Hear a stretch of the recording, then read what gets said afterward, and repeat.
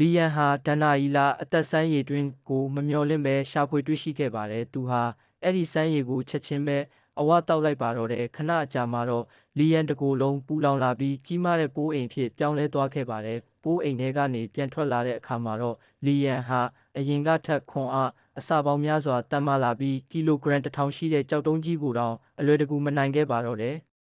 လီယန်ဟာဒီဆန်းရည်ရဲ့စွမ်းအားကိုစမ်းသပ်ဖို့တည်နေတဲ့စပစ်နွယ်ပင်ကိုစမ်းရည်ဖြန့်ပေးခဲ့ပါတယ်။မကြာခင်မှာပဲစပစ်ပင်ဟာပြန်လည်ရှင်တန်လာပြီးအစမတန်ကြီးမားတဲ့စပစ်သီးတွေတီးလာပါတော့တယ်။အဲ့ဒီစပစ်သီးကိုမြည်စမ်းကြည့်တဲ့အခါမှာတော့အလွန်အရသာရှိပြီးလူကိုနက်ပြေရောက်သွားသလိုခံစားရစေပါတယ်။လီယန်ဟာဒီစပစ်သီးတွေကိုဈေးမှာတွားရောက်ရောင်းချဖို့ဆုံးဖြတ်ခဲ့ပါတယ်။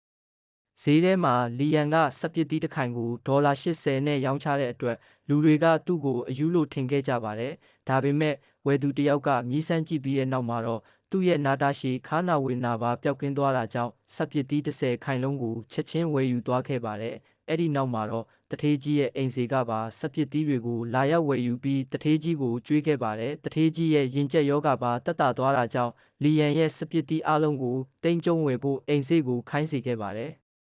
ပတ်စံပိုရခြင်းတဲ့လီယန်ဟာအိမ်မှာမြေကွက်အသစ်ဖော်ပြီးခရမ်းကျင်သီးစေးတွေကိုစိုက်ပျိုးကာအသက်ဆန်းရည်ဖြန်းပေးခဲ့ပါတယ်။တညအိပ်ပြီးနိုးလာတဲ့အခါမှာတော့ခရမ်းကျင်သီးတွေဟာအပြည့်အစုံမှဲ့ဝန်းနေပါပြီ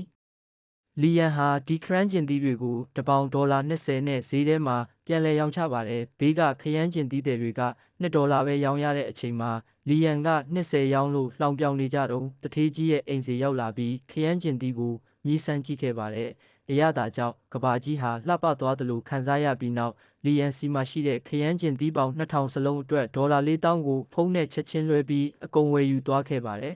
။အဲ့ဒီအချိန်မှာတော့လှောင်ပြောင်နေကြတဲ့ဘေးကလူတွေအားလုံးပါဇက်အဟောင်းသားနဲ့အံ့အားသင့်ကုန်ကြပါတော့တဲ့ဇလန်းလေးကိုကြိုက်နှစ်သက်ရင် channel လေးကို subscribe လုပ်သွားပေးနော်။